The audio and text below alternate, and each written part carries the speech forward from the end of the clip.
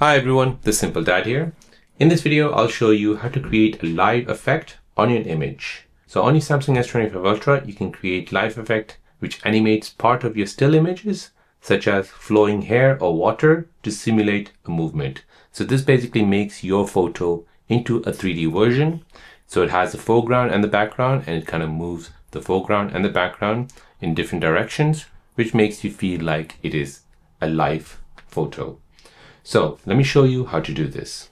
So in your gallery app, you're going to go ahead and swipe up until you see this option here. So here you'll see more information. Hover above, you'll see some options which will appear. So live effect or erase shadows. So here we can go ahead and tap on live effect. And now let Galaxy AI apply the live effect on it. So as you can see, that has applied it. It has zoomed into the photo. And as you can see, it's giving you more of like a zoom in and zoom out effect.